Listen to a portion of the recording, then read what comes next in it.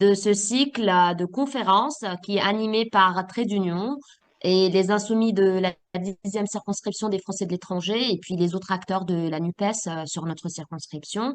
Donc, Trait d'Union, qui est organisateur, est une revue bimestrielle qui recueille des articles politiques, culturels et d'autres thèmes sur les 49 pays constituant notre circonscription. Donc, avant de commencer, puisque c'est une conférence Zoom, cette conférence va être enregistrée pour être rediffusée ultérieurement sur notre site internet, sur nos réseaux sociaux. Donc, pour celles et ceux qui ne veulent pas être filmés, vous pouvez couper votre caméra.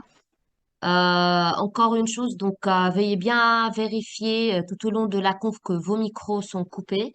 Donc, pour vos questions, vous pouvez utiliser le chat, vous pouvez taper vos questions. On va reprendre vos questions et les poser à nos intervenants.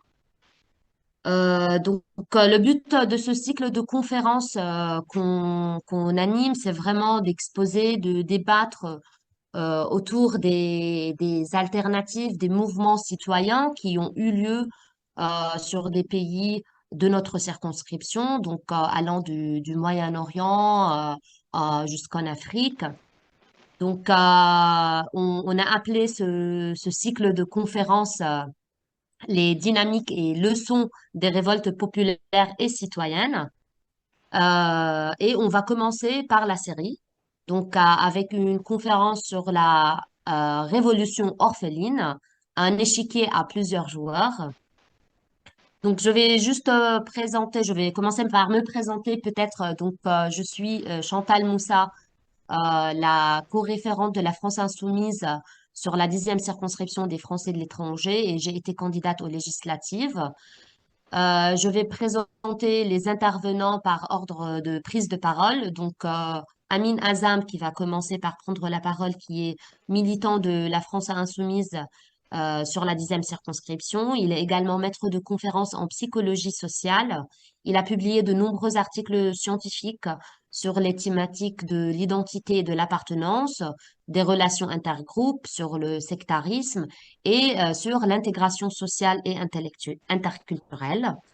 Après, on aura une intervention de Rayas Naïsé, qui est militant et écrivain de gauche, qui est fondateur du courant de la gauche révolutionnaire en Syrie, qui est membre du conseil présidentiel du Conseil de la Syrie démocratique, qui est l'alliance politique qui gère l'administration autonome du nord-est de la Syrie. Également, Guy Delacour va intervenir, qui est le co-référent, qui est l'ex-co-référent de la 10e circonscription des Français de l'étranger. Pour tous les militants au sein de notre circonscription, je pense Guy est une des personnalités les plus connues, on va dire, au sein de notre mouvement. Donc, qui a été le directeur de campagne et mandataire financier de moi-même, candidate NUPES aux législatives 2022, qui est le responsable du développement de la 10e circonscription des Français de l'étranger au sein de la France Insoumise.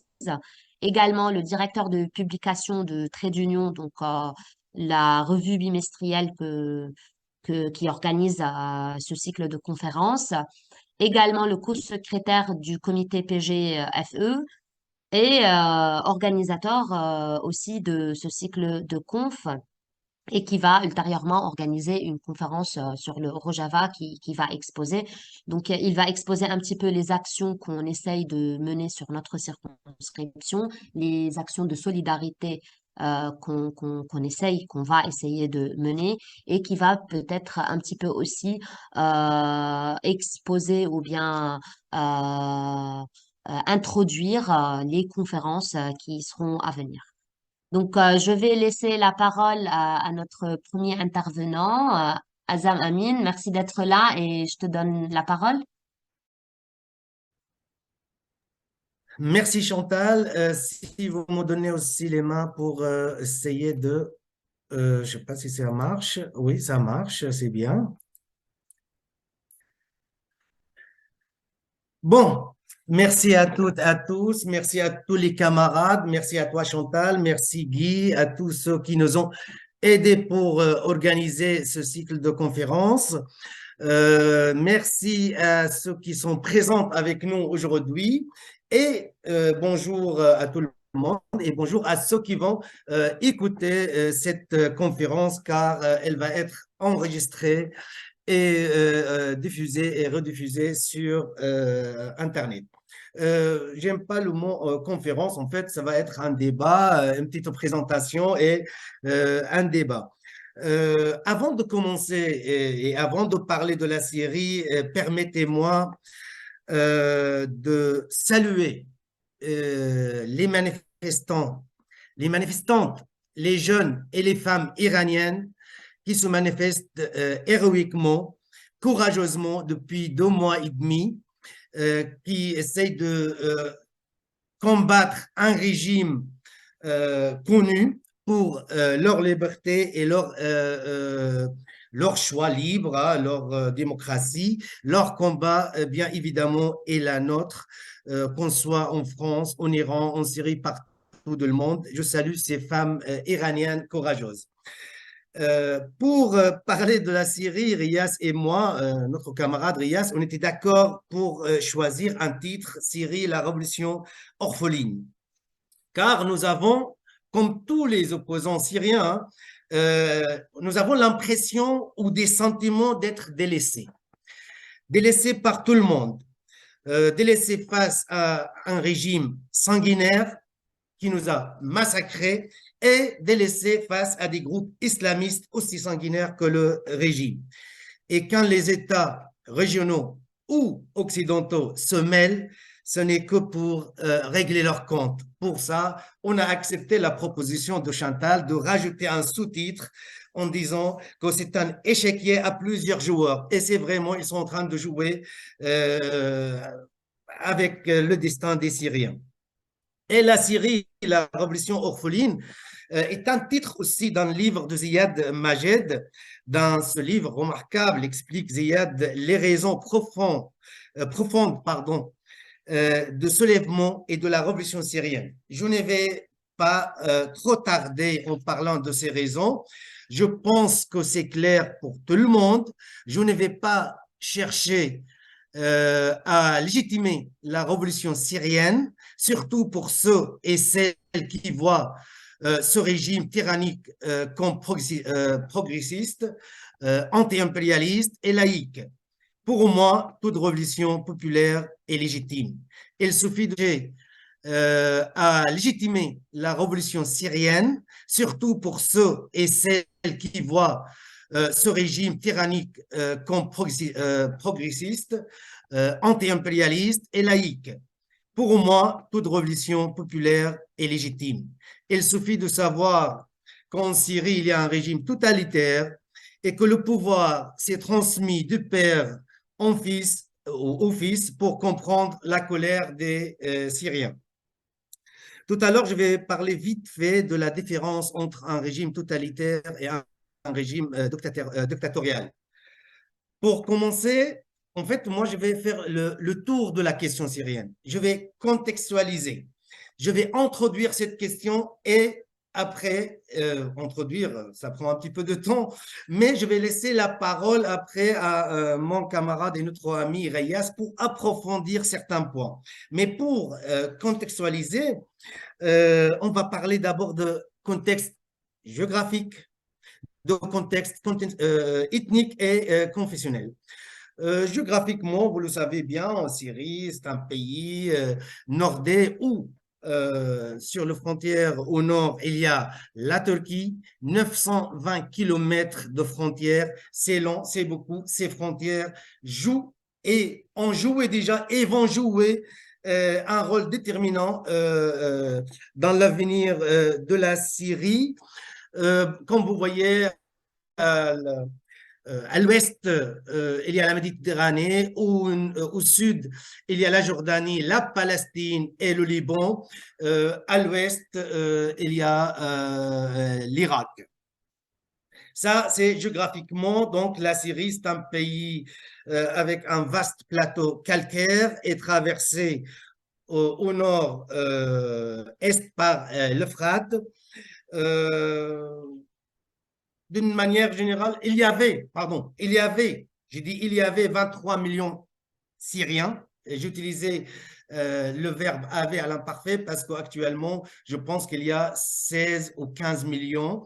On sait qu'il y a un demi-million qui sont morts. Il y a 100 000, 125 000, le dernier chiffre, qui sont disparus. Il y a des dizaines de milliers qui sont en prison. On ne sait pas si sont disparus ou en prison, sont morts ou non. Et il y a entre 6 millions et 7 millions qui sont exilés. Donc, à cette géographie physique se superpose une géographie humaine. On a des ruraux et on a des urbains. Et une autre géographie ethno-religieuse bien compliquée, même très compliquée. Et pour ça, je dis, il faut plusieurs grilles d'analyse pour comprendre ce qui s'est passé en Syrie et ce qui se passe actuellement. Il faut plusieurs grilles d'analyse. Une grille d'analyse marxiste basée sur l'analyse des classes, bien évidemment, est très utile, mais ne suffit pas. Une autre grille d'analyse que je dis, voilà, une grille d'analyse sociologique, psychosociale, basée sur la construction identitaire et des sentiments d'appartenance. Car en Syrie, on a plusieurs communautés, on va dire. Il y a des musulmans, musulmans sunnites, chiites, alaouites, druzes, ismaélites. Il y a des chrétiens catholiques, des chrétiens grecs orthodoxes, grecs catholiques, roms orthodoxes, roms catholiques, protestants, jacobistes, maronistes, assyriens, apostolistes. Il y a de tout en Syrie. Il y avait des juifs aussi, mais les derniers sont partis, c'était en 1995, c'était deux, trois familles à Damas. Bien évidemment, il y avait des Yazidis aussi. Ça, c'est confessionnellement et religieusement. Mais par contre, ethniquement, il y a des Arabes en Syrie, il y a des Kurdes, des Arméniens, des Assyriens, des Turkmènes, des Tcherkesses et d'autres. Aucun recensement confessionnel n'existe, ni ethnique. Donc, on ne connaît pas exactement le nombre de chaque communauté. Combien d'Arabes, le pourcentage exact, c'est pas toujours, il n'y a pas des ressources. Tous les chiffres et pourcentages que vous voyez dans les articles, ce sont des estimations. Il faut croiser plusieurs sources pour être plus proche de la réalité. Perso, je compte beaucoup sur les travaux de Youssef Kourbaj, est un démographe syro-libanais français et qui a travaillé à l'EFPO à Beyrouth.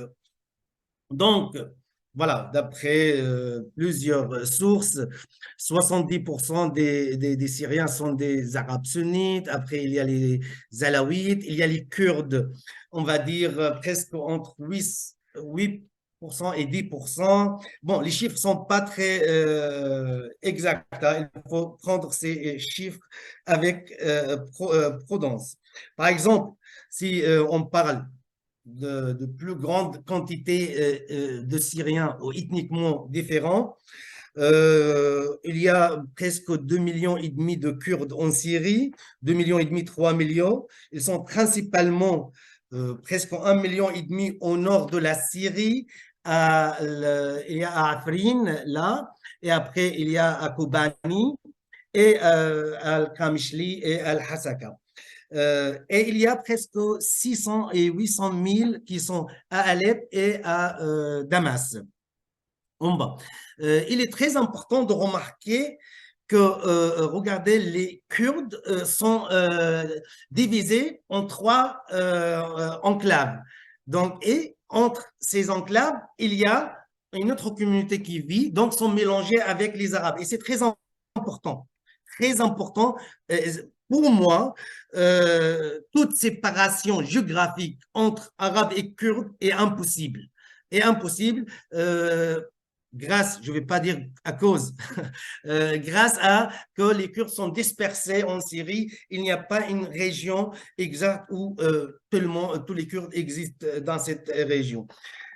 Depuis l'arrivée de Parti Baas le 8 mars en 1963 et surtout après le coup d'État de Hafez al-Assad, la Syrie vit sous un régime totalitaire.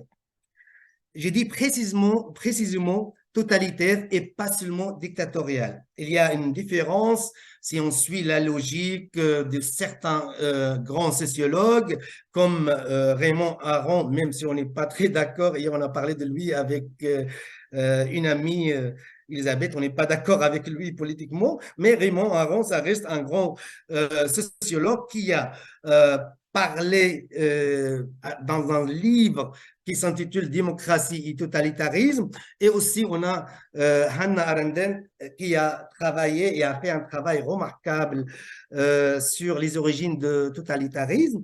Le régime syrien présente les cinq piliers de totalitarisme. Un parti unique, une idéologie, une propagande avec la culte de la personnalité, et l'État domine dans tous les détails l'activité économique. Et enfin, le cinquième pilier, c'est la terreur, et surtout la terreur de masse. Il faut contrôler les masses. En Syrie, tout le monde avait l'impression d'être contrôlé.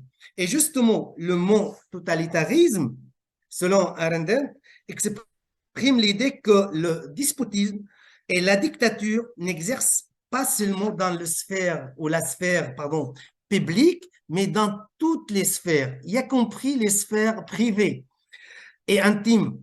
Donc, la dictature, le despotisme quadrille toute la société.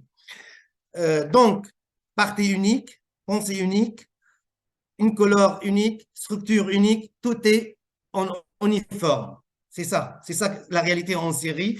Tout est en uniforme. Et l'uniforme, il y a des études là-dessus. L'uniforme est synonyme de pouvoir et d'armes. Il incite à la discipline, aux effets des groupes et surtout, il incite à l'obéissance. Dans un système totalitaire, il n'y a pas un dictateur, il y a un tyran. Et les tyrans, contrairement au dictateur, le dictateur cherche le respect. Un tyran cherche la peur, cherche à faire peur à la population. Et pour ça, Michel Seurat a écrit un livre aussi remarquable qui s'appelle Syrie, l'état de barbarie. Les Syriens ont subi ce régime, je parle toujours entre 1970 et 2010, ça veut dire pendant 40 ans, on subit ce régime, on subit la pression, la terreur, même les Kurdes ont subi ça et ont subi la pression, on va dire, ils avaient la double peine. Ils ont subi la pression 2 fois. Une fois en tant que Syriens et une fois en tant que Kurdes. Ça veut dire comme tous leurs compatriotes syriens avaient peur des mukhabarat, avaient peur des services généraux, ont subi la pauvreté, le manque de la liberté, tout. Mais pour les Kurdes, on rajoute encore, ils avaient subi ce qu'on appelle l'oppression culturelle. Ils n'avaient pas le droit de vivre leur culture, cette belle culture. Ils n'avaient pas le droit de leur jolie musique, de fêter leurs fêtes, même de donner des noms et des prénoms kurdes à leurs enfants n'avaient pas le droit. Quand la révolution syrienne a commencé en 2011, mi-mars, à ses débuts, les manifestants réclamaient juste du changement et un peu plus de liberté, mais pas la fin du régime. C'est un point très important. C'est pas la fin du régime. Le régime a riposté par le sang. C'est un régime sanguinaire. Il a tiré dans les foules. Il a massacré les manifestants. En plus, les médias d'origine ont nié toute existence de ce mouvement. Et au fur et à mesure, presque, on va dire, à partir de fin mi-mars, pardon, avril, début mai, les manifestants ont réclamé la chute du régime. Les comités révolutionnaires locaux et les comités de coordination poussent dans la plupart des villes, qu'elles soient arabes ou kurdes. Il se tient la mobilisation organisée, surtout chaque vendredi. Je parle encore des premiers mois de la révolution, car cette histoire syrienne s'est déroulée sur plusieurs étapes. Et les gens qui commencent à parler de la Syrie, de la révolution syrienne, en parlant de Nusra et de Daesh, ça m'énerve, je trouve que c'est malhonnête de commencer parce que Al-Nusra et Daesh, on va dire, sont apparus en 2012-2013. Il y a une période, il y a quelques mois où il y avait un soulèvement, une révolution et des manifestations pacifiques. Donc, je trouve que c'est malhonnête de commencer à parler dans Nusra et de Daesh en parlant de la Syrie. Il faut toujours rappeler cette période pacifique. Mais cette période pacifique qui a duré, à mon avis, 6 mois, on peut noter trois constats, on peut noter 3 remarques. Un, les deux principales grandes villes, à savoir Damas et Alab, ont resté relativement calmes. Et à mon avis, c'est normal. On peut comprendre ça par le fait que ces deux villes sont industrialisées. Il y a une classe ou des classes de commerçants, de la bourgeoisie syrienne, des familles riches qui avaient des intérêts avec le pouvoir en place. Deuxième raison pour laquelle ces deux villes ont resté calmes, le régime a concentré toutes ses forces, et je parle des forces des médias, les mukhabarat, les milices, dans ces deux grandes villes. Deuxième observation qu'on peut faire, au début, les Kurdes ont été divisés en fait. D'un côté, il y a les partis classiques kurdes qui hésitaient à rejoindre le mouvement, et de l'autre côté, il y avait les jeunes.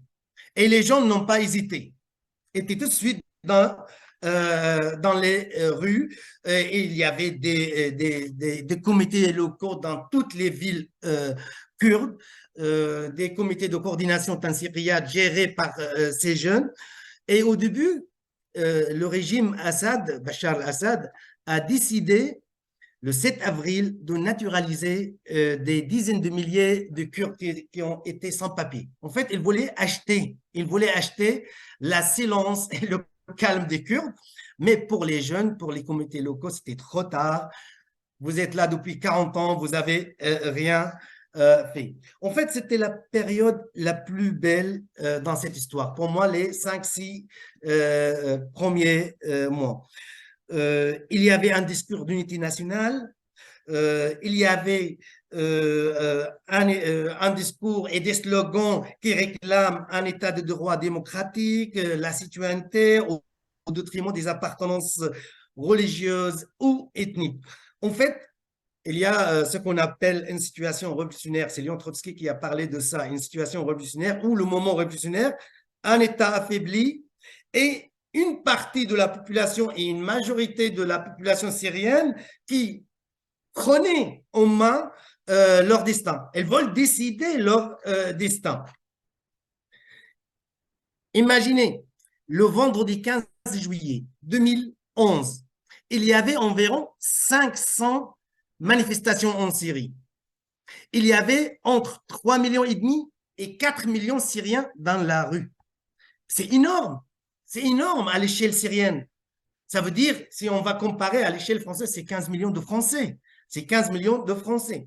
Troisième observation qu'on peut faire pour cette première période de la révolution syrienne, les minorités religieuses et confessionnelles ne se sont pas mobilisées massivement. Et aussi, pour moi, c'est compréhensible. En effet, avant 2012, les Syriens ne se posent pas la question de leur identité. Nous étions tous et toutes, malgré nous, arabes, bassistes et nationalistes. Tu n'as pas le choix de dire non. Tu n'as pas le choix de dire, c'est le discours officiel. Même quand tu es kurde, même quand tu es arménien, tu es arabe et tu es bassiste et tu es nationaliste. Et c'est écrit sur notre acte de naissance. Donc, les identités ethniques et confessionnelles étaient à l'écart, mais existaient très fortement, socialement, et sous on va dire, une couche, un discours compatriotique d'unité nationale. Le parti unique est là, c'est un parti euh, qui réclame l'identité arabe. On est tous des Arabes. Mais la réalité, non. Il y avait des groupes socialement séparés et il y avait beaucoup d'identités, on va dire, confessionnelles. Et on connaît bien le principe diviser pour mieux régner. Ce qu'il a fait le régime. Pendant 40 ans, il divise pour mieux régner. Et en plus, le régime n'a jamais cessé, même avant 2011, d'utiliser les islamistes, sous-entendu tout musulman qui n'est pas d'accord avec lui, ce sont des islamistes, comme un épouvantail. Pendant 40 ans. Attention, soit moi, soit les islamistes. On sait, dans ces régimes totalitaires, la citoyenneté n'existe pas. Et les citoyens n'existent pas. On est tous des sujets. Bref, les Syriens se sont révoltés en se posant la question de la liberté, de la démocratie, se sont retrouvés devant la question de l'identité. Qui sommes-nous? C'est quoi l'identité syrienne? Arabe, kurde, musulman et quoi? Après cette étape d'unité nationale qui a connu la révolution syrienne pendant 5-6 mois, il y a l'étape que je nomme l'étape des divisions. En fait, en se prolongeant dans le temps et face à l'oppression sanguinaire du régime, certains soldats et officiers de son armée désertés et se sont structurés entre eux. Ils ont essayé de composer ce qu'on appelle l'armée syrienne libre. Mais, regardez là, l'armée syrienne libre a pris, presque c'est en vert, a pris la majorité, presque, regardez, il y avait pas mal de choses. Là, il y avait Efrin et Kobani en jaune, et ici, Al-Hasaka et Qamishli parlaient, on va dire, les forces kurdes, je vais en parler tout à l'heure, mais l'armée syrienne libre, progressivement, et au fur et à mesure, avec le temps, supplanté dans plusieurs régions par des groupes islamistes, sunnites, salafistes comme Ahrar al-Sham ou Jaish al-Islam, ou encore des groupes salafistes djihadistes comme Al-Nusra, le front de Al-Nusra connu comme la branche syrienne de Al-Qaïda, et bien évidemment Daesh, le fameux Daesh. Regardez tout de suite, là c'était en 2013, la couleur vert a bien réduit, et le noir gagne la Syrie. Regardez ici, il y avait pas mal de noirs, c'était en 2014. Les forces politiques et les partis opposants se sont divisés aussi entre le comité de coordination nationale pour un changement démocratique. La majorité de ces gens sont laïcs, sont de gauche, libéraux, et le Conseil national qui est devenu plus tard la coalition nationale, soutenue par la Turquie. Les groupes d'insurgés sont divisés aussi. Il y avait des groupes, tout le monde contre tout le monde en fait. Tout le monde était contre tout le monde. Les Kurdes eux-mêmes ont été divisés en deux grandes parties. Il y avait le Conseil national kurde, composé d'une dizaine de partis qui sont d'accord avec le Conseil national syrien, avec la coalition nationale, ça veut dire sont d'accord avec la Turquie, et le PID, le Parti de l'Union démocratique, fortement implanté à cette époque en Efrin et à Kobani. En fait, le PID se positionnait dans une troisième voie. Le parti ne se tiendra pas, on va dire, l'opposition qui est influencée par les Turcs et il est contre le régime de Damas. En revanche, il invite tous les Syriens, qu'ils soient arabes ou kurdes, à suivre le modèle, ce qu'on appelle le fédéralisme démocratique. L'unité de protection du peuple, YPG, je vais là sauter quelques étapes, et l'unité de protection de la femme, YPJ, avec certains groupes de militants arabes, ont mené un combat héroïque contre l'État islamique et surtout à Kobani. À Kobani, après la victoire, le YPG forme une alliance avec ces groupes arabes qui sont d'accord pour une Syrie libre, démocratique et fédérale. Et là, il y a les FDS, les forces démocratiques syriennes qui sont nées. C'était en 2015 en fait. Et regardez, là c'était on va dire la carte de la Syrie en 2015. Regardez là, les forces démocratiques syriennes ont tout ça. Euh, En fait, quand ils ont gagné à Kobani, c'était la fin de Daesh. Et c'est grâce aux forces démocratiques syriennes et grâce à ces combattants YPG, YPJ, grâce à certains militants arabes et combattants qui ont combattu Daesh à Kobani, c'était le début de la fin de Daesh. C'est grâce à ces gens et il y a des milliers de morts. Bon, la Turquie n'était pas d'accord à la peur de la FDS. Donc, en 2018, a mené une guerre, une agression contre les FDS et malheureusement, ils ont dominé Afrin et une partie ici de, on va dire, Ras El Ain. Voilà. Donc, actuellement, en Syrie, il y a trois forces. On a le régime, on a le régime avec le soutien de l'Iran, de la Russie et de la Chine. On a les FDS, les forces démocratiques syriennes, ici, la Raqqa, ici, tout ça, les rouges et les oranges. Et on a ce qu'on appelle l'armée nationale qui est soutenue par la Turquie, et dominée par la Turquie. Avant de terminer et passer la parole à Reyes, je voulais dire, c'est vrai, il y avait des groupes islamistes soutenus par la Turquie, par les pays de Golfe, l'Arabie Saoudite, les Émirats arabes, mais le régime aussi avait des groupes, on va dire, fanatiques, des milices. Il y avait des groupes islamistes chiites soutenus par l'Iran. Voilà, voilà, cette belle révolution est devenue une guerre civile. C'est quoi la solution? Pour moi, je trouve qu'il y a une seule solution. La chute du régime, un État démocratique laïque fédéral. Et pour moi, c'est ça la seule solution. Je donne la parole à notre camarade Riaz. J'ai terminé, Riaz. Je te laisse la parole et merci.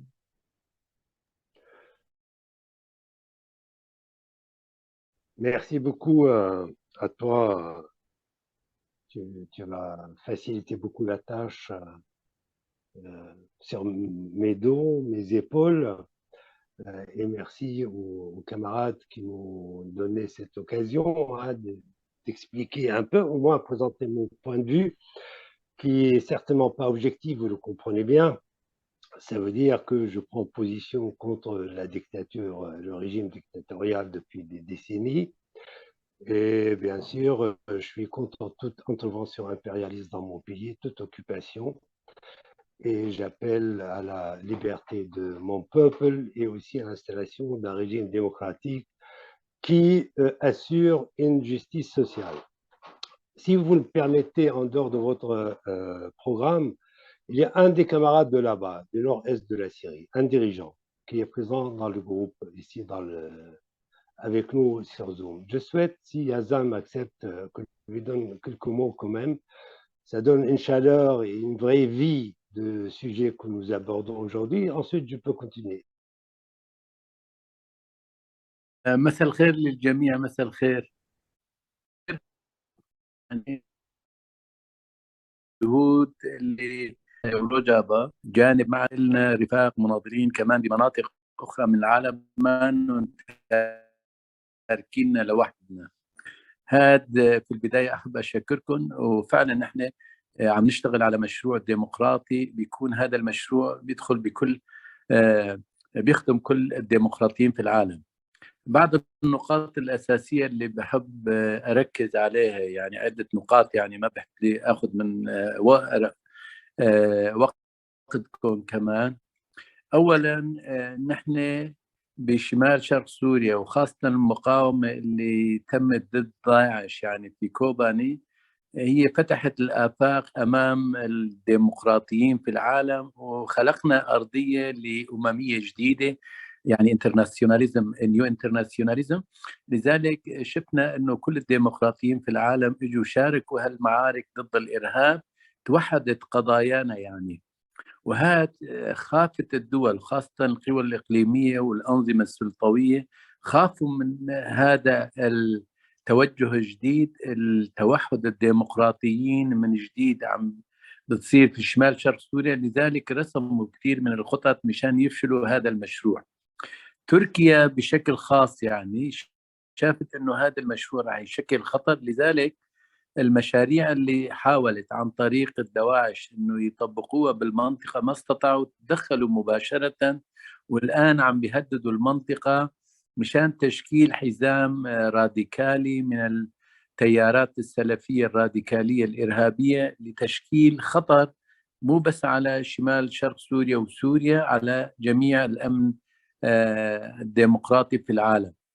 ضمن هذا الوضع نحن الآن يعني معركتنا في شمال وشرق سوريا مع تركيا مو معركة فقط، هي البعض بيعتبروا معركة الأكراد مع الأتراك أو معركة مكون، لا، هو معركة الديمقراطيين، الجبهة الديمقراطية مع الجبهة الفاشية اللي بتزعمها تركيا وبتدعم كل الفصائل الراديكالية في العالم.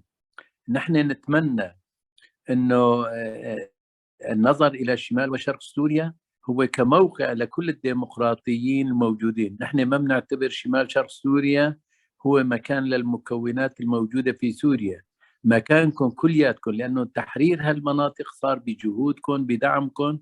وقت اللي بتناقشوا الان انا اتذكر الايام كوباني، وقت اللي كيف كان اهالي فرنسا الديمقراطيين الاحرار اليساريين كان عم بيجمعوا تبرعات مشان أهالي كوباني. طبيعة الحال هذا كان ولو بشكل رمزي، أعطت دفعة معنوية لنا وصعدت من مقاومتنا. لذلك هدول الجهود المشتركة، الجهود فعلا يعني نحن بنعطي رسالة للعالم. شمال شرق سوريا اليساريين الموجودين هناك الديمقراطيين ما نون لوحدهم، في لنا قضية مشتركة. أي هجوم على المنطقة، أي هجوم على الديمقراطي في كل مكان هو بمثابة الهجوم علينا كلياتنا. لذلك هذا بيتطلب منا أنه نحن نتضافر الجهود ونتعاون لنشكل جبهة ديمقراطية، جبهة اللي بيحاولوا يخنقوا الديمقراطيين مرة ثانية ويرجعوا الأنظمة التوتاليتارية الدكتاتورية على المنطقة مشان يدعسوا على قضايا الشعوب. لذلك نحن أمام مرحلة مصيرية وجودية بنضالنا وتكاتفنا. نجاحنا في هذه المرحلة بقدر نجاح راح يكون خطوة نحو ديمقراطية سوريا. يعني نجاحنا تجاه هذا الجماد هو نحن راح يكون خطوة نحو ديمقراطية سوريا. ديمقراطية سوريا راح يكون لها تأثير على الشرق الأوسط، ديمقراطية الشرق الأوسط من حيث الموقع الجيوسياسي السوري. هذه الديمقراطية في الشرق الأوسط راح يكون لها تداعيات على الصعيد العالمي. لذلك هذا بيحملنا أنه نحن كيفية إيجاد آليات التكاتف والتعاون مع البعض لإفشال كل هجمات اللي بيستهدفوا فعلا بشخص شمال شرق سوريا، بشخص روجافا، بيستهدفوا كل الديمقراطيين لأنه عم بيشوفوا الأمل من جديد بلش يعني يكبر بشمال وشرق سوريا، وأعطى دفعة جديدة للديمقراطيين في العالم.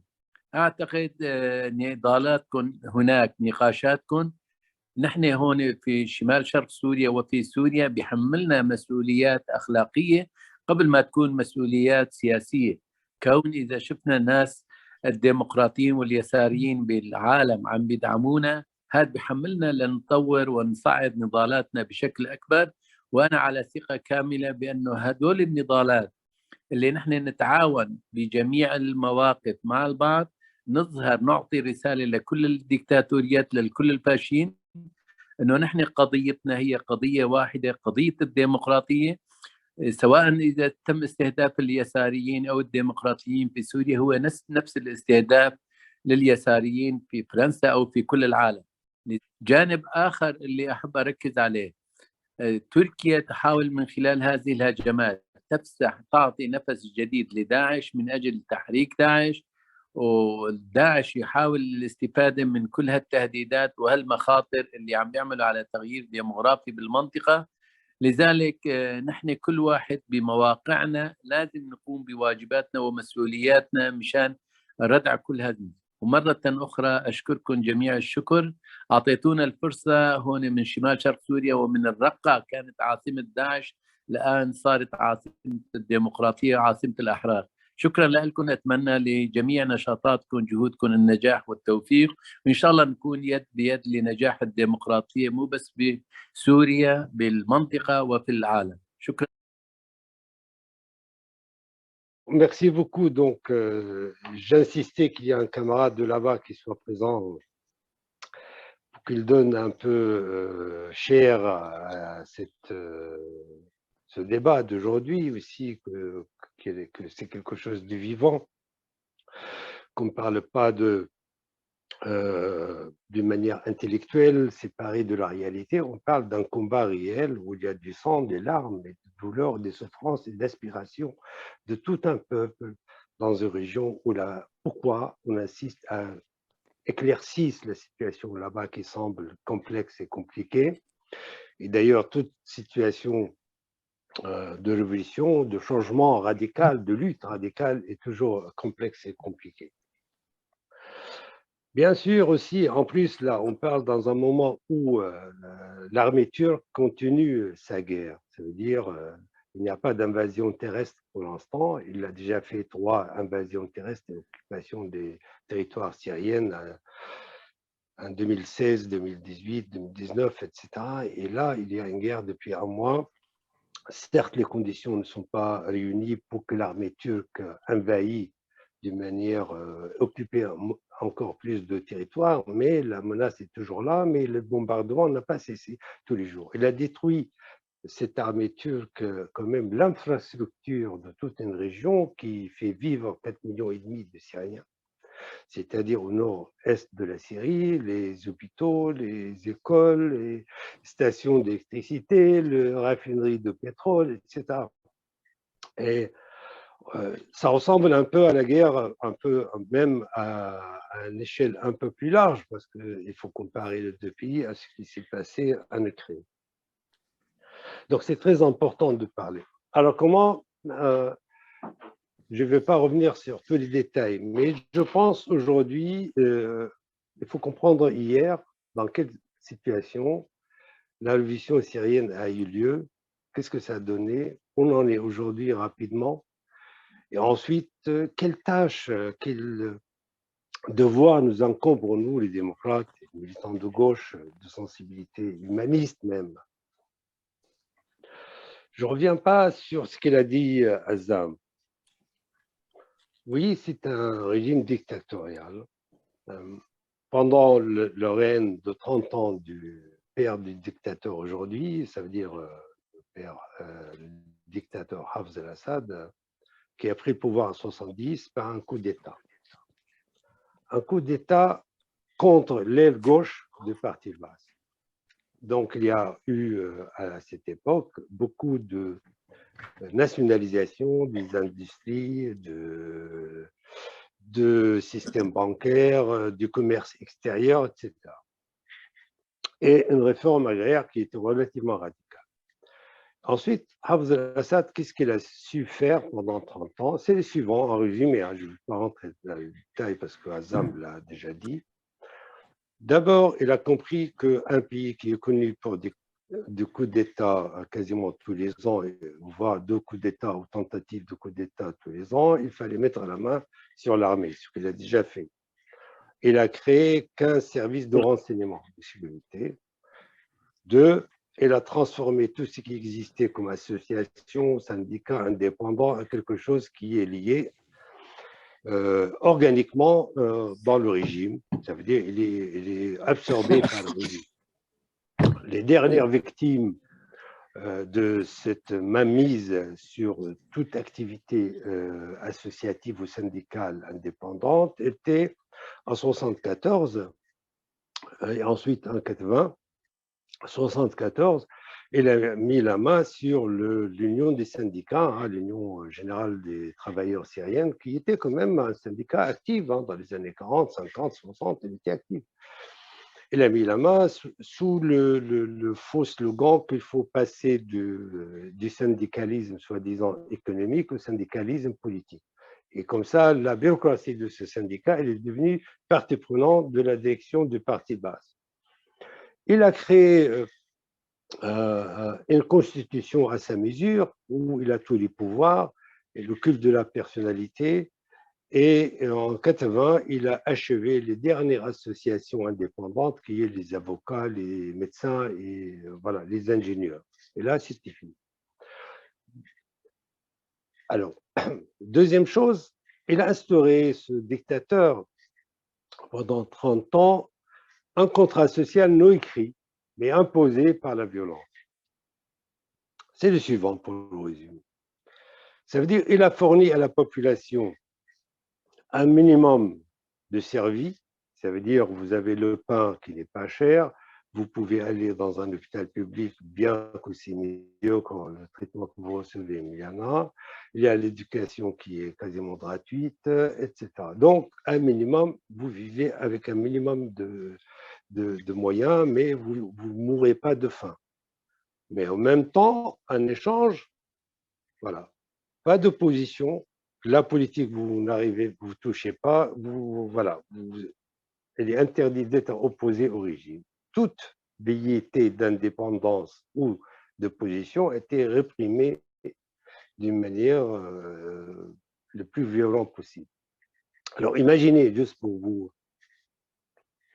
donner une idée, que la Syrie était pacifiée, la société était pacifiée pendant ces 30 ans. En 89, lorsqu'on a créé une association, une première association de défense des droits de l'homme, CDF, Amnesty il disait à l'époque qu'il n'y avait pas ni révolution ni contestation, rien. Qu'il y a 14 000 détenus politiques dans les prisons d'Assad. Selon nous, il y avait 18 000 prisonniers non jugés. C'est l'état d'urgence qui était en vigueur depuis 30 ans et jusqu'à aujourd'hui. D'ailleurs, on n'a pas beaucoup changé. Voilà. 14 000, selon Amnesty, il y avait en 89 dans les prisons du régime d'Assad. Par ailleurs, il a quand même détruit toute opposition politique, donc la vie politique, elle était, disons, menée par le régime et les partis alliés au régime. Il n'y a pas eu le temps, ni l'énergie, ni les ressources, parce qu'il suffit d'être un peu actif, vous êtes voilà, reprimé, arrêté, et pour des années. Je veux dire, moi, à titre personnel, mes cousins, ils ont passé 25 ans en prison. Il y en a un qui est rentré à 33 ans, il est sorti à 58 ans, vous vous rendez compte? Ça veut dire, c'est la folie, quoi. Ce sont une génération de héros, de pères fondateurs de la lutte de peuple syrien pour sa liberté, son émancipation. Donc, c'est impitoyable comme régime dans ce domaine. Voilà, donc c'est ça le régime à l'époque. Sur le plan d'alliance, bien qu'il est allié à l'ex-Union soviétique par un traité, mais il a su quand même jouer sur les intérêts de puissance mondiale et aussi Ça veut dire qu'en 91, il a participé avec les Américains à la soi-disant guerre de libération de Koweït. Il est intervenu même avant, en 1976, au Liban contre le mouvement nationaliste et palestinienne, etc., en faveur de la droite libanaise, enfin, etc. Donc, il a su jouer sur tous les plans pour permettre son seule obsession, pour résumer, c'est sa survie, c'est tout, sa survie. Alors, l'autre côté, alors là, pour aller vite, là, l'autre côté que, ok, donc un dictateur, Franco est mort, il y en a un autre, il y a le roi qui est venu. Enfin bon, quelqu'un qui ne s'appelle pas Franco, je sais pas, autre chose. Chez nous, non, dans ce régime. Ça veut dire qu'il a préparé, il sentait qu'il était malade, le vieux dictateur, il a préparé son fils aîné, Bassel, à sa succession.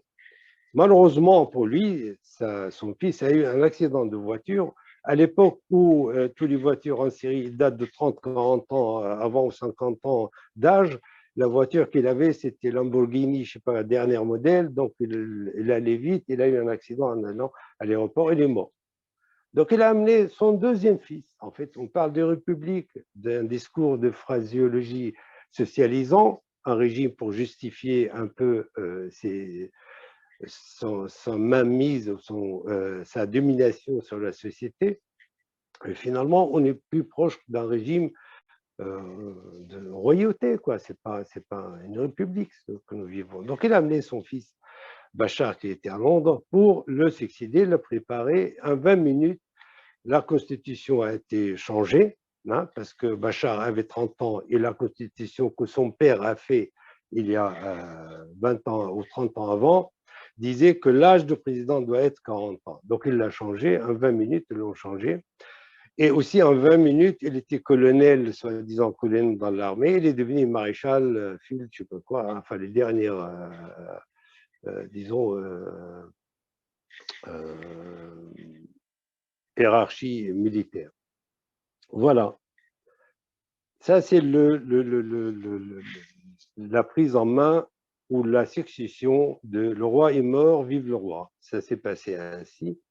Alors, Bachar al-Assad, en juillet, voilà, il a fait un discours au nouveau président. Il ne faut pas cacher que les gens pensaient que, OK, bon, nous sommes en royaume, voilà, il y a une famille régnante, soit peut-être celui-là, il est un peu formateur, il a un discours un peu, il était à Londres, peut-être il avait un discours. Donc, il a fait un discours qui vous promet de réforme en juillet. Ça a permis un temps où la Syrie était le désert politique de l'opposition. Ça veut dire l'opposition, moi j'en faisais partie il y a longtemps, c'était des groupes vraiment, des gens qui étaient un peu, commençaient à être un peu âgés, éparpillés, qui sortaient soit de prison il y a peu de temps, ou qui étaient quand même en clandestinité pendant des décennies, etc. Donc, il n'y a pas eu de force politique. Mais lorsque lui, il a fait un discours en juillet qu'il va faire des réformes, bah, ça a permis donc l'émergence d'un élan chez les Syriens. On a vu fleurir des dizaines de ce qu'il appelait de forums de débat. Il y avait un forum de débat libéral, de gauche, etc. Et c'était le printemps de Damas, ce qu'on appelait le printemps de Damas. Mais ça n'a duré que quelques mois. En fait, en février 2001, voilà, la même politique, répression, interdit tous ces forums, et on est rentré dans un monde de terreur à nouveau. Le fils reproduit la même politique du père. Mais pire, parce que le fils, de mon point de vue, a cassé le contrat social, entre guillemets, que le père a imposé par la répression. Qu'est-ce qu'il a fait? En fait, il a tout cassé. Dans ces moments-là, des années 2000 et quelques, bon, le néolibéralisme était à la mode, tout le monde parlait de ça, et tout le monde commence à appliquer ces politiques. Le fils a fait en 10 ans juste 2 chiffres. Le chômage, 3 de jeunes sur 5, ils étaient au chômage, diplômés, et le pourcentage des Syriens sous le seuil de la pauvreté était en 2010, oui, là, en 2010, ça veut dire avant la révision, était 11%, non, en 2000 était 11%, en 10 ans, 2010, elle est devenue 33%, et si on met autour de seuil de pauvreté, était quasiment la moitié de la population syrienne. Ensuite, le printemps arabe, et là, ça a éclaté la révolution. Il y avait tous les éléments pour que ça éclate la révolution. Moi, j'ai écrit déjà des velléités d'émergence, de contestation contre ces politiques, déjà la répression, en même temps la politique néolibérale très violente qu'il a appliquée, il a privatisé la santé, l'éducation, tout dans le pays. Voilà. Donc, la révolution a éclaté en 2011. Je ne vais pas revenir sur ce qu'il a dit Azam, mais je vais insister sur deux aspects de cette révolution. Rosa Luxembourg, elle a une phrase, elle dit la seule type de guerre qui ne gagne pas, qu'après une série de défaites, ce sont les révolutions. La révolution, c'est le seul type de guerre où on ne gagne pas voilà, qu'après une série de défaites. La révolution syrienne, je peux répondre aux questions après, expliquer un peu plus, c'est d'abord à créer d'une manière très visible, concrète, deux choses très importantes pour nous, les gens de gauche. Ça veut dire, d'une part, les organes d'auto-organisation, les syriates, les coordinations locales, ce que Azam en a parlé, mais aussi les organes d'auto-administration, les conseils civils et les conseils locaux aussi qui existaient. Ça n'a pas duré longtemps parce que cette révolution dans ce pays qui est une plate tournante de la stabilité, c'est un point très important de la stabilité du Moyen-Orient, de l'instabilité ou éventuellement du régime en place autour, a attisé immédiatement l'intérêt et l'intervention de toutes les puissances régionales et aussi internationales. Donc nous avons vu rapidement, pour achever un peu ou pour mettre à la main sur cette dynamique révolutionnaire, l'intervention de la Turquie, également Tinskiz, Azam, Qatar aussi, dans l'intérêt. Le régime, de son côté, il a fait intervenir le Hezbollah, également Iran et d'autres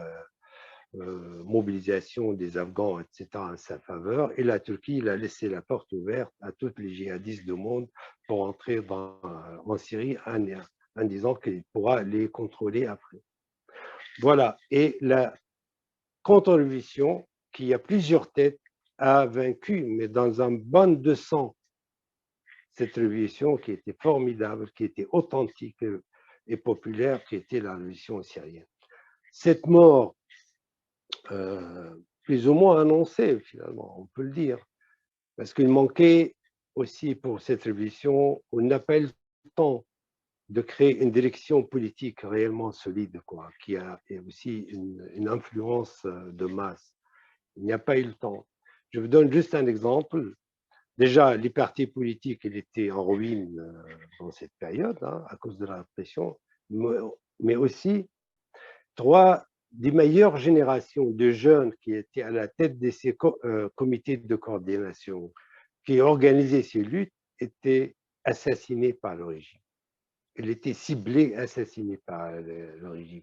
Qui fait que ceux qui ont pris place n'avaient pas les mêmes qualités, ni d'organisation, ni de cette conscience politique, etc. Tous ces éléments, les interventions de ces puissances d'une part, la sauvagerie du régime qui a quand même utilisé toutes les armes possibles, hein, les barils, les avions, les chars, etc., qui a su finalement écraser, et ça a devenu une guerre entre un proxy, quoi, entre les États et intervenants et aussi au régional et le régime cisalier. Mais en 2010, je reviens ici, il faut que je parle un peu sur ça. En 2012, C'était un moment très délicat. C'était le moment où la révolution, il n'est pas morte, hein. Il y avait encore des forces démocratiques qui étaient encore actives. Mais le régime a perdu beaucoup de territoires aux dépens de l'armée syrienne libre que Azam a parlé il y a un instant. Et le régime était obligé de concentrer ses forces dans les zones autour de Damas. Voilà. Donc, il a retiré un peu de ses troupes qui étaient au nord de la Syrie pour les mettre au niveau de Damas. Ce qui a permis, en fait, la révolution à libérer aussi, au même temps, tous les Syriens et le peuple kurde en particulier. Dans le sens que le peuple kurde a cette particularité dans la situation syrienne que les partis arabes étaient en ruine, mais ceux qui ont su garder une structure politique, des partis politiques bien organisés, c'était en fait les Kurdes en Syrie. Donc, lorsque le régime a été obligé de retirer une partie de ses troupes dans la zone kurde, plus ou moins du nord-est de la Syrie, et les partis politiques kurdes ont pris immédiatement le contrôle de cette zone-là. Il était organisé, il avait son programme, il avait ses cadres, il avait cette mobilisation et ce soutien populaire là-bas. Et là, ça a commencé le projet, le 19 juillet, le projet de Rojava, où il y avait 3 cantons.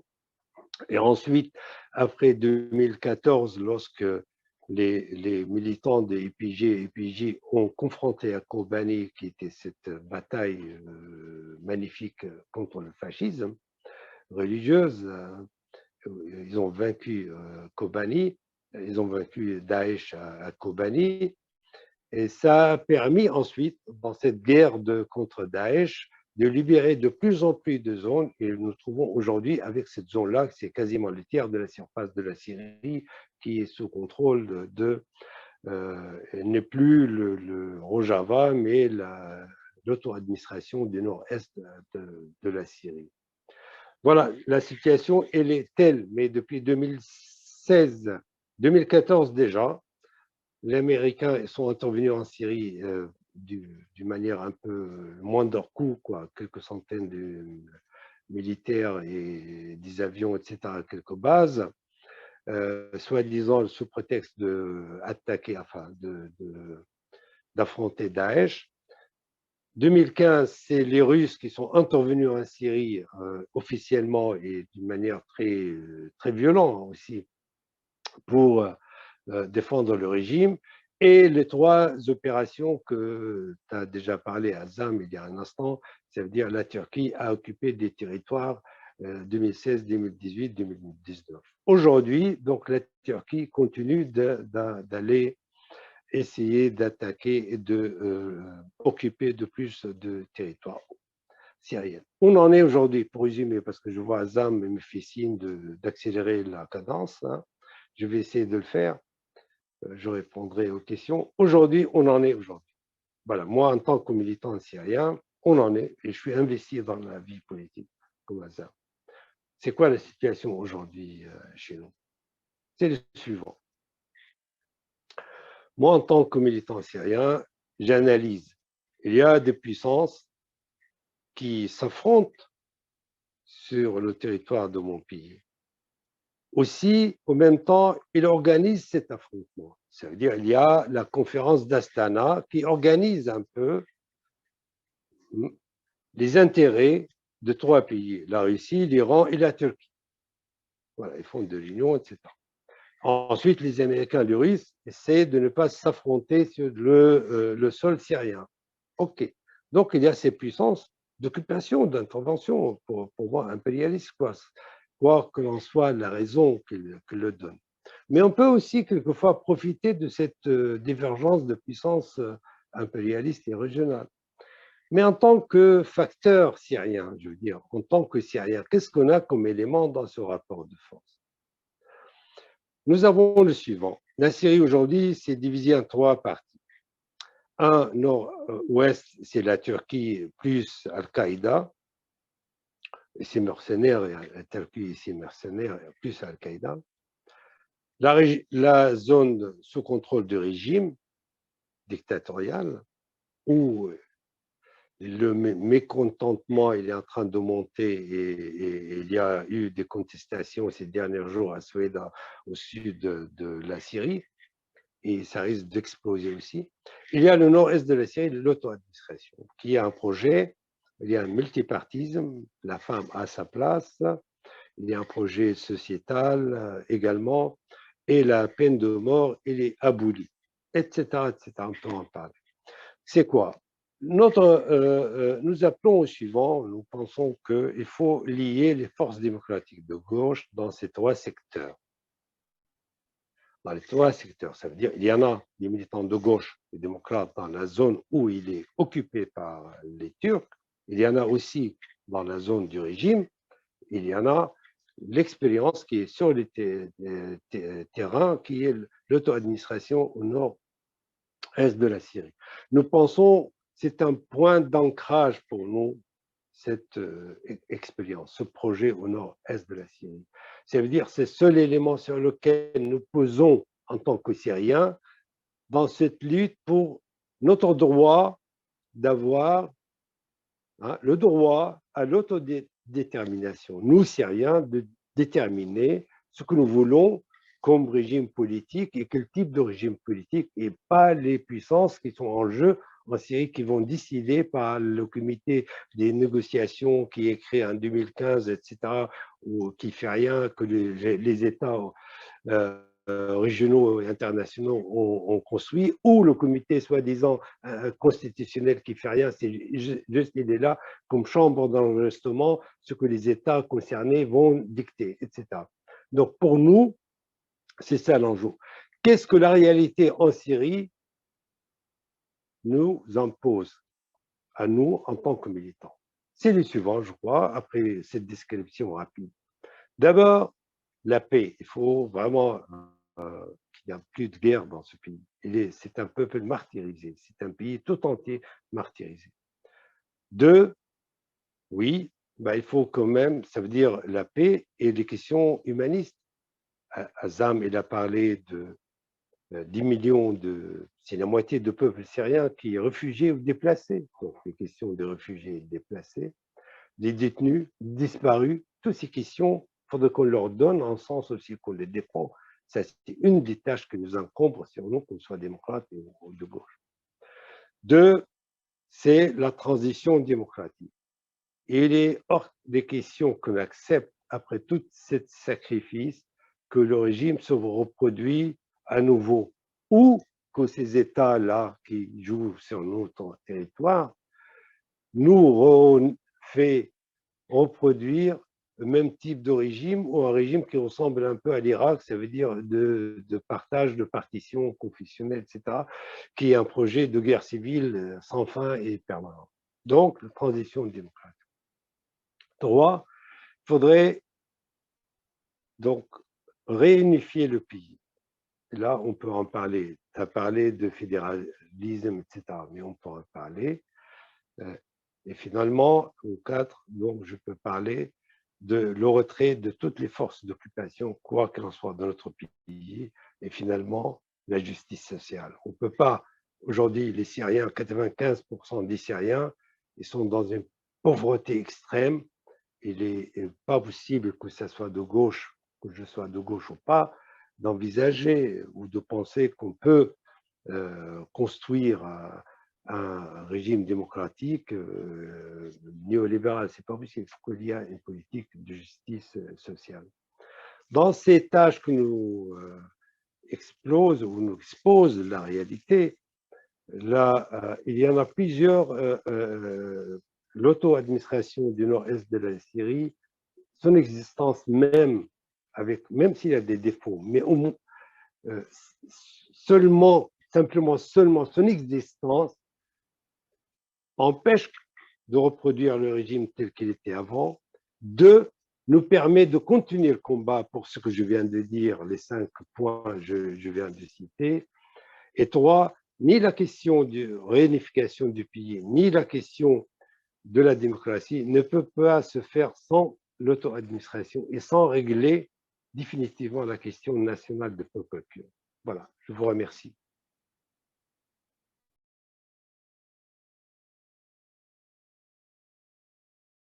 Et bonjour tout le monde.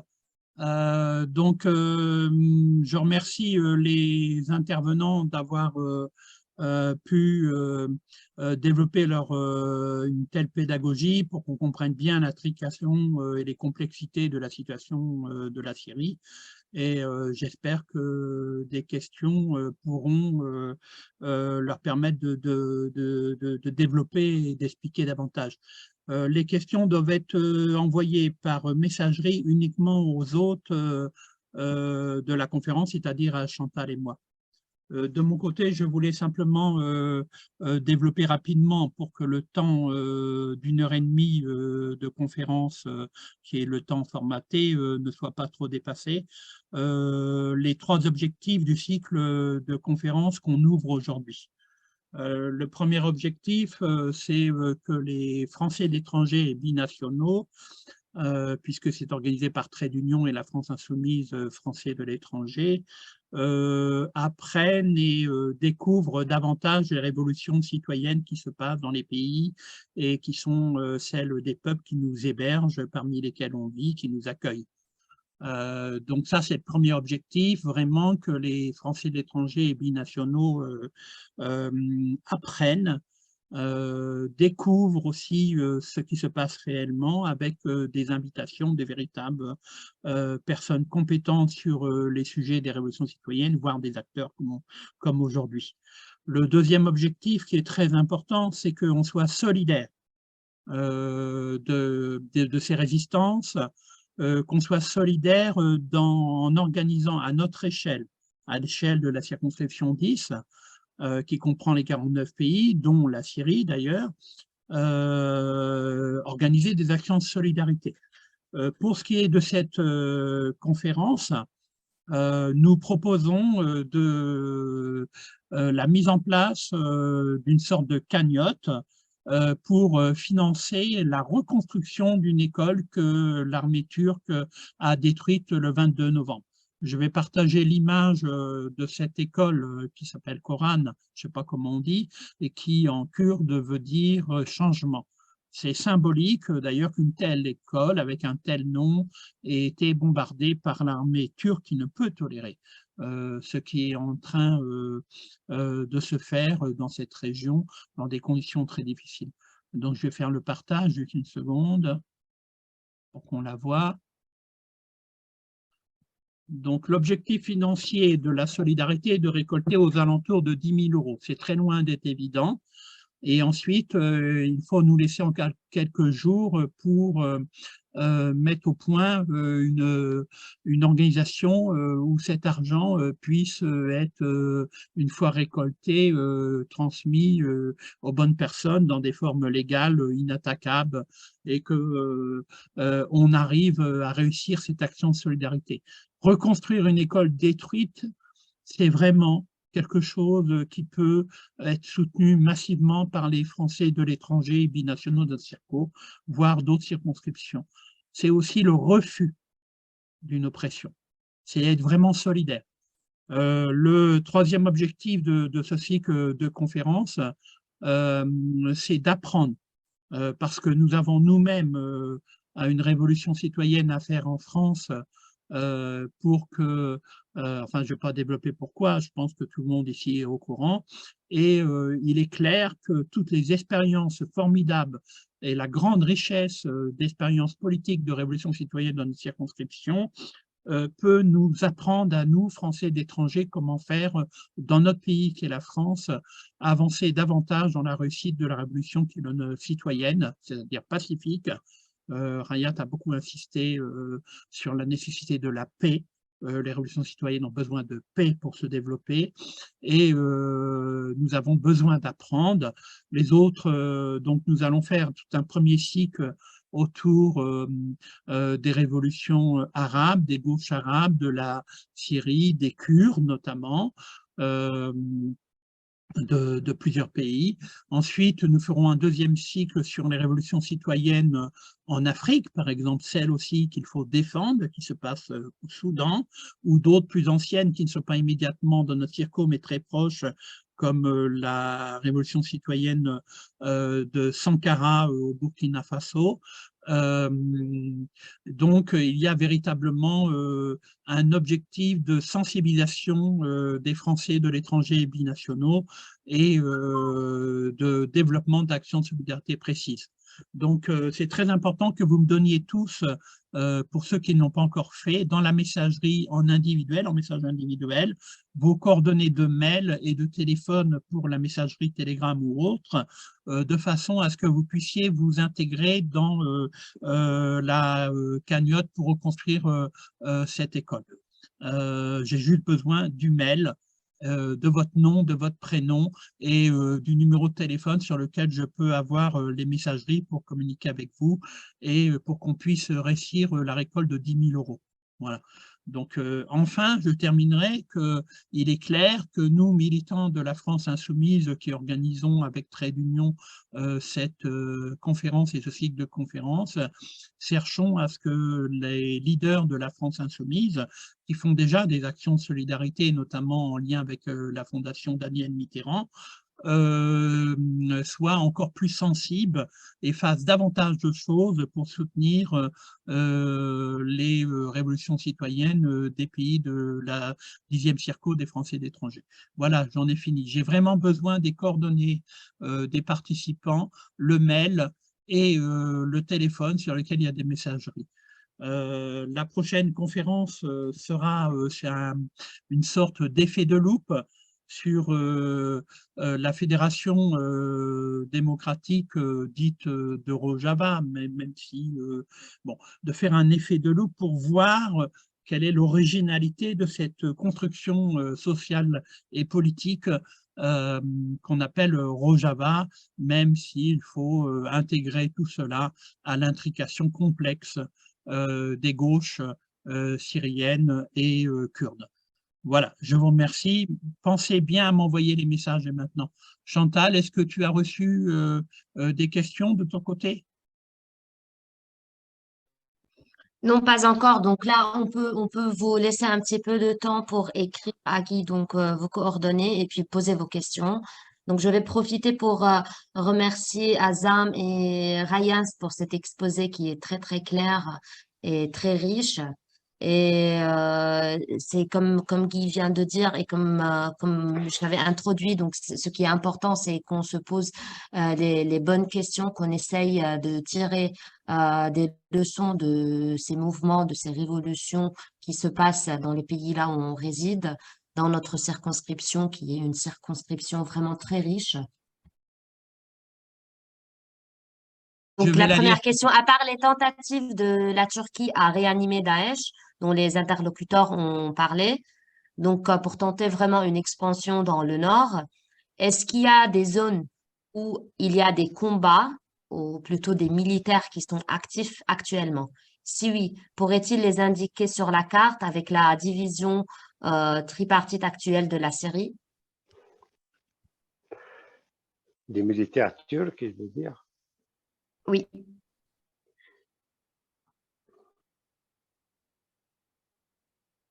Je pense que Azam qui a exposé une petite carte en expliquant que la Turquie réanime un petit peu Daesh. Donc voilà la carte. Voilà, peut-être, oui, peut-être tu peux expliquer, Reyes, parce que toi, tu Ouais, connais exactement où ouais, c'est.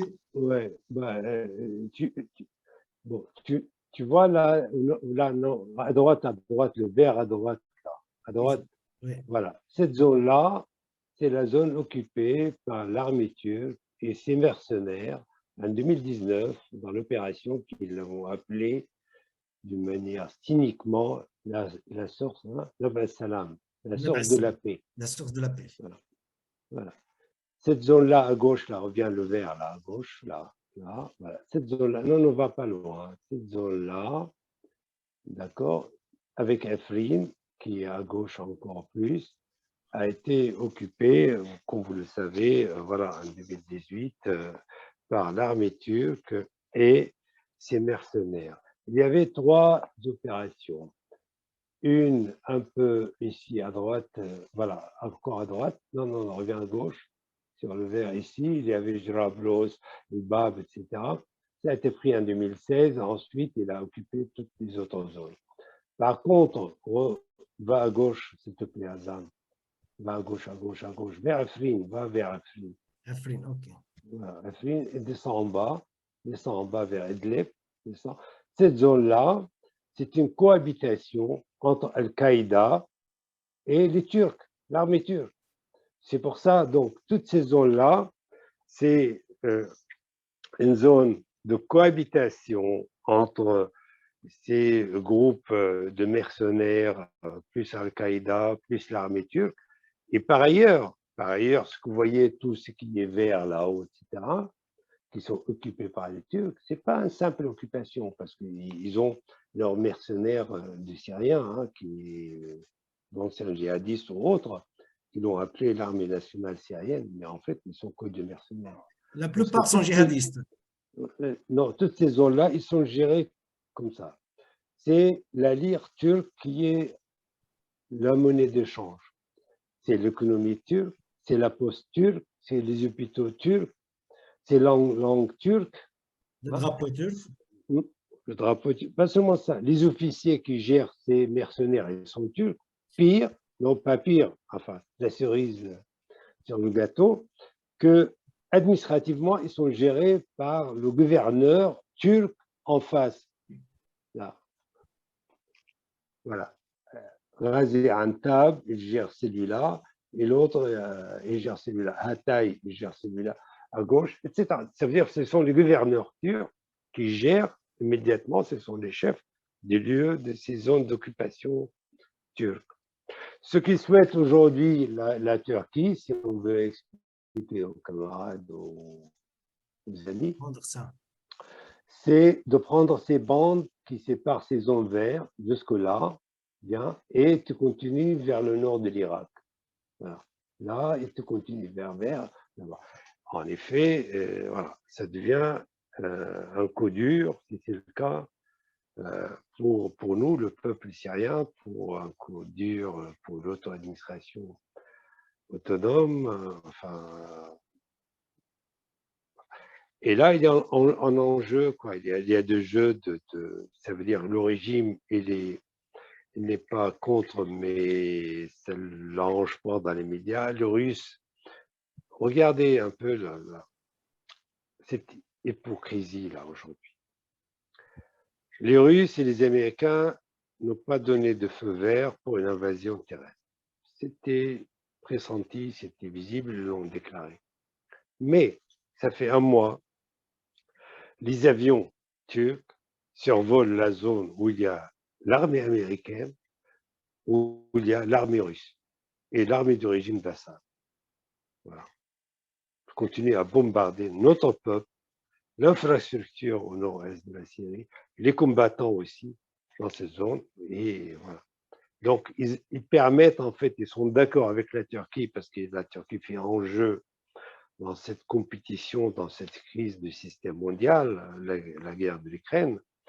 Bah, elle fait quand même la convoitise entre la Russie et les États-Unis. Voilà, on te donne un bout de gâteau, mais tu fais pas ça parce qu'on est là. Parce que si la Turquie rentre dans cette zone-là, il devient de facto la puissance le plus puissante dans la Syrie, étrangère dans la Syrie. Il aura une zone que personne d'autre n'a pu occuper. Voilà quoi les enjeux là, aux dépens des intérêts des Syriens, de leur vie et de leur avenir.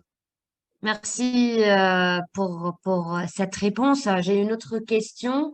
Donc, comment vous pouvez expliquer que les révolutions citoyennes de notre circonscription, notamment de la zone ici et de la Syrie, puisque c'est le cas, soient aussi facilement parasitées par les fascismes islamistes? Et comment combattre cela? La question est adressée à qui, Chantal? Ce n'est pas précisé si exactement? c'est pour Azam ou Rayas, mais je pense que Je vous voulais pouvez juste savoir répondre qu'est-ce qu'elles veulent conjointement. dire, celles qui ont posé la question parasité par l'islamisme. En gros, si je comprends bien. C'est moi qui l'ai posé, donc je peux le dire. C'est que Oui. souvent, en tant que les gens qui ne sont pas forcément bien informé de tous les dynamiques que tu as expliquées, hein, voit et observe selon les médias, qui d'ailleurs déforment cette image, que forcément les révolutions citoyennes dans les pays arabes vont faire le jeu des forces terroristes et islamistes. Donc parasiter, ça veut dire que c'est un corps étranger qui s'installe dans une révolution citoyenne et en prend et la fait mourir. Voilà, c'est ça, parasiter, c'est le parasite au sens Ouais, biologique. C'est-à-dire qu'un corps ouais, étranger ouais. s'installe et veut détruire le corps sur lequel il s'installe, quoi.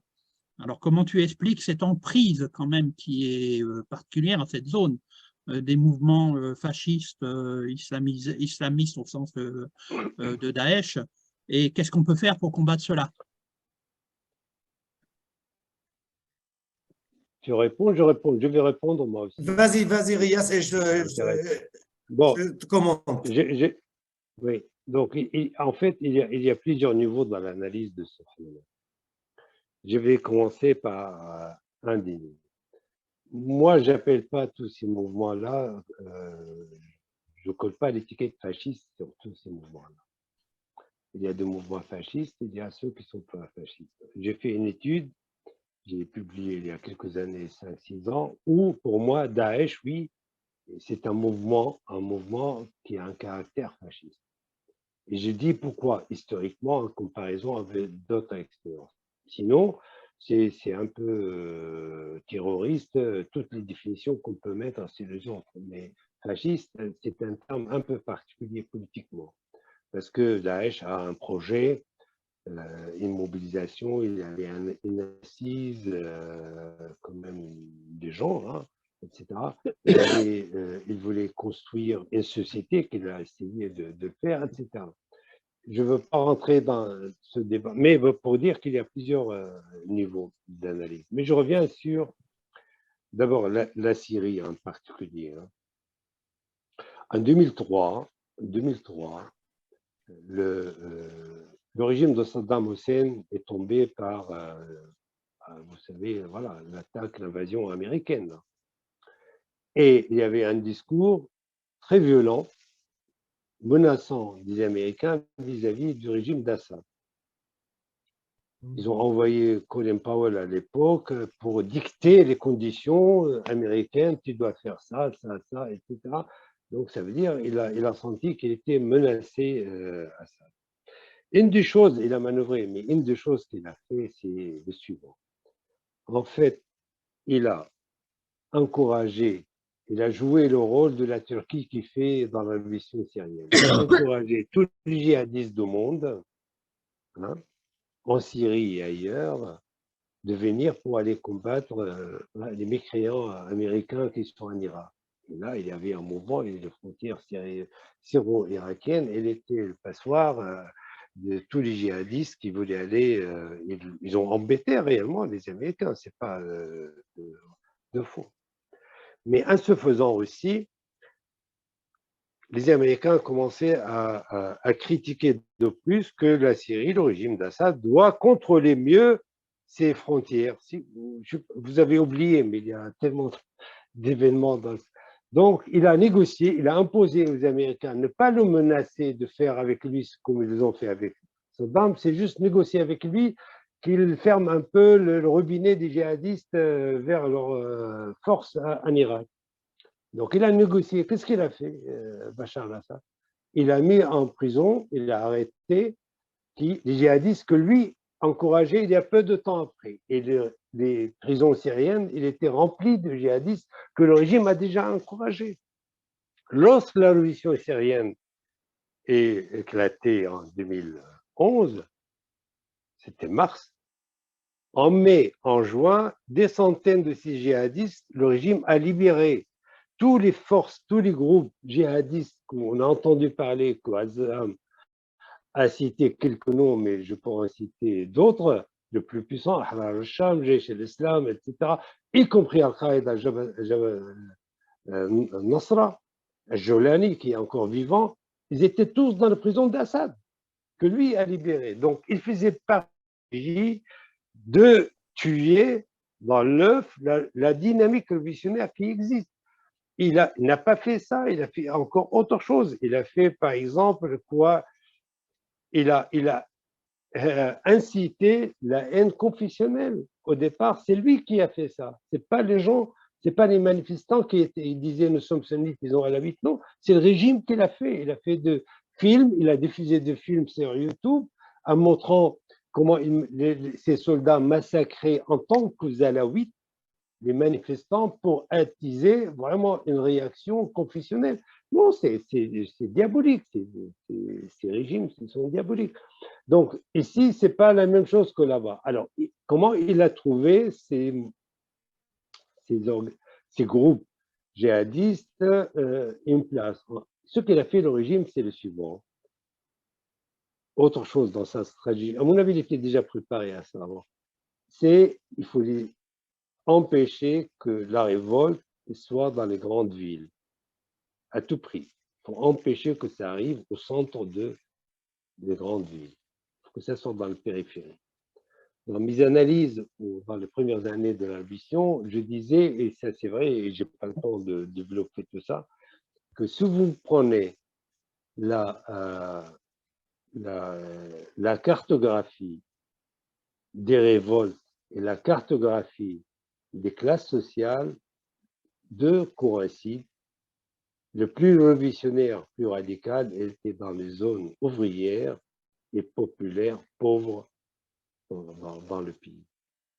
Alors, qu'est-ce qu'il a fait à Damas? À Damas, il a rasé aujourd'hui, rasé, hein, le terme est exact, il n'y a plus de place, c'est un terre plat, un sol plat. Hein. Harasta, toutes les zones où il était populaire, et c'était la zone ouvrière, il a tout fait pour pousser cette contestation dans les zones les plus rurales, les plus isolées possibles. Dans les petites villes, dans les petits coins isolés ruraux, etc. Où ils ont régné, où ils ont commencé à se bagarrer entre eux. Et lui, il s'amusait à lancer ses barils sur les gens dans toutes ces zones-là, sans distinguer les combattants des civils.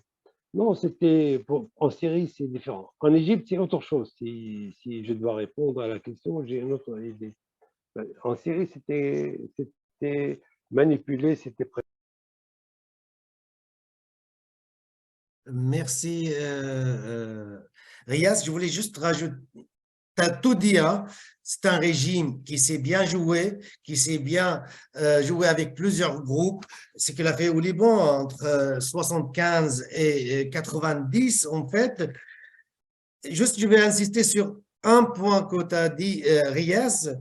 Le régime, c'était le 19 et le 26 mai 2011, a libéré presque 6300 détenus islamistes, les plus dangereux au monde, de ces prisons. Il a aussi libéré 64 000 détenus criminels, voleurs, violeurs. Il les a libérés, il les a lâchés en Syrie. Et qu'est-ce qu'il faisait pendant ce temps? Il opprimait les jeunes, ceux qui se sont organisés entre eux pour gérer les villes, les coordinations, les locaux de comité, ou le comité locaux de coordination. Donc, tous ces jeunes qui sont libéraux, qui sont laïcs, qui sont de gauche, on les a mis en prison pendant qu'ils libèrent les pires islamistes. Voilà, sur ce point, je vais insister et j'insiste toujours que c'est le régime.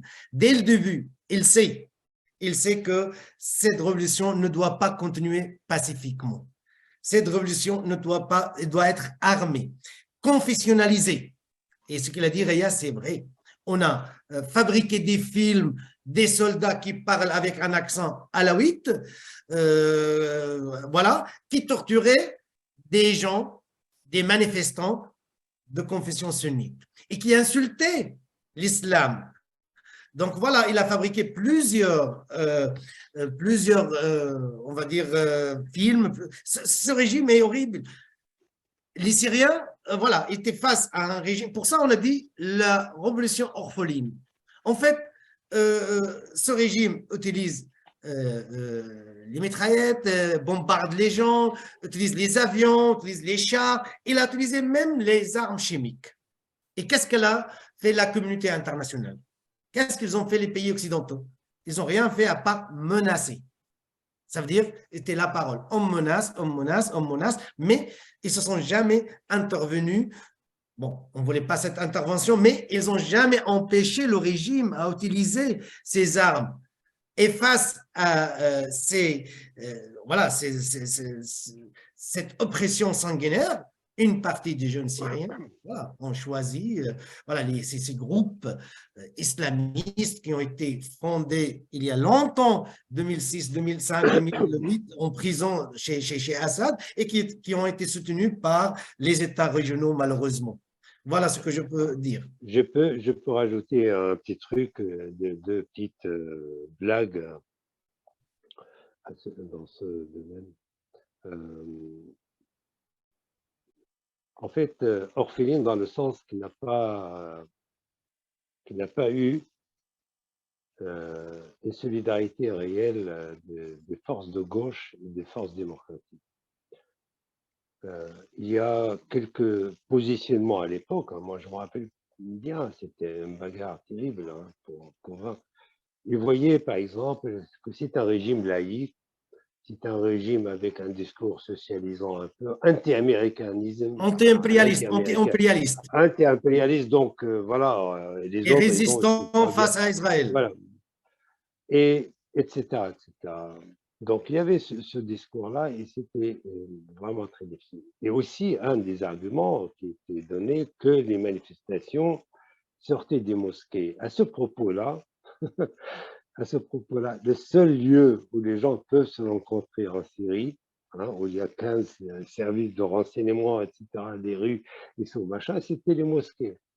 Donc dans les mosquées, pendant la mission, je vous le confirme, hein, c'est un témoin oculaire, hein, c'est pas un truc. On se donnait de rendez-vous les gens dans les mosquées. C'est-à-dire les chrétiens, les druzes, les ismaélites, le truc, dans les mosquées, dans tel quartier, dans le mosquée, ils ne savent pas ni prier, et prier même pas, etc. C'était un lieu, comme si c'était un café, on se trouve dans la place de machin, aux mosquées pour sortir, s'organiser, se regrouper pour sortir à une manifestation.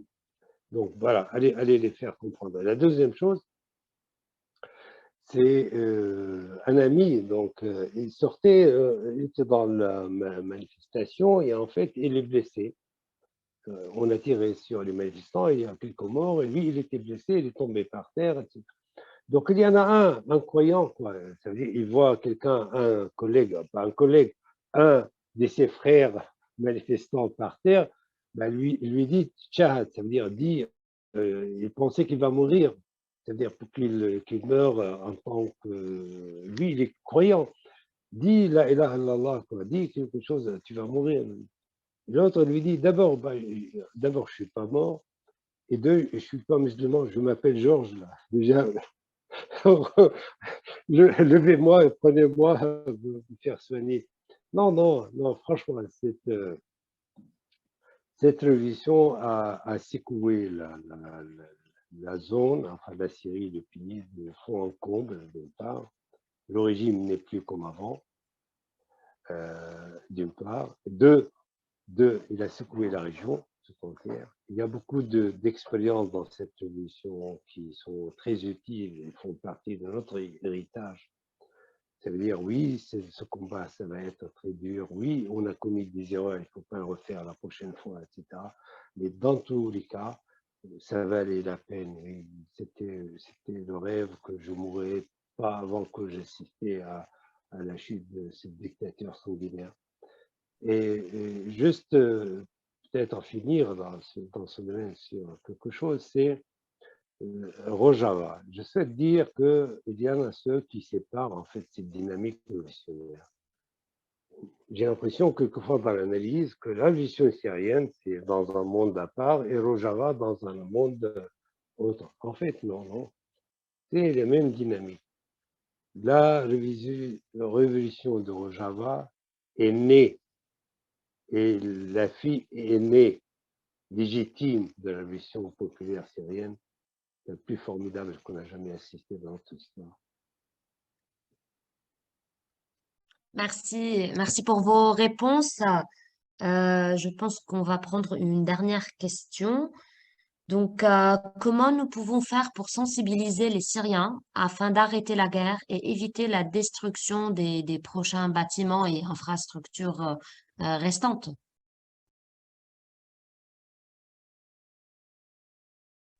Bah, les Syriens sont convaincus, il faut convaincre Justement. les intervenants, ceux qui interviennent dans notre pays.